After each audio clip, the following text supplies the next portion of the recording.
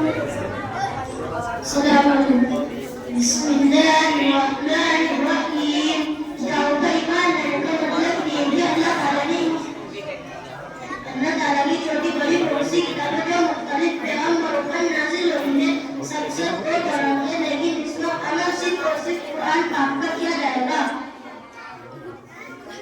اچھا، بہت اچھا. اس میں آئیے سوال نمبر 1. آپ کون ہے؟ مذہب کے اعتبار سے ہمارا کیا نام ہے؟ ہم مسلمان ہیں. اور سوال نمبر 4 ہے ہمارے مذہب کی بنیاد کتنی چیزوں پر ہے اور کیا کیا ہے؟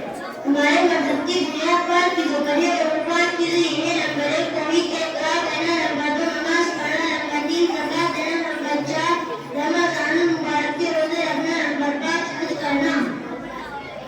سوال نمبر 2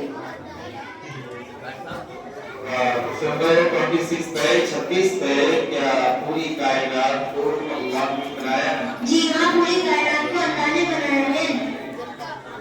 اور اس کے بعد آئیے یہ ہے آپ صلی اللہ علیہ وسلم کے بعد کیا کوئی دوسرا نبی اور رسول آ سکتا ہے؟ آپ صلی اللہ علیہ وسلم کے بعد کوئی دوسرا نبی اور رسول نہیں ہو سکتا.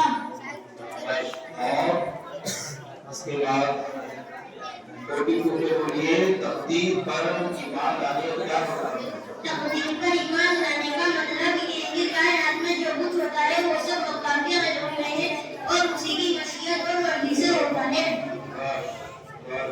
اور نمبر پہ انبیاء پر ایمان لانے کا کیا مطلب ہے؟ انبیاء کرام پر ایمان لانے کا مطلب یہ ہے کہ اللہ تعالیٰ نے انسانوں کی روح ہدایت کے لیے اتنے انبیاء کرام جنہوں نے بھیجے ان سب کو بڑا مانے.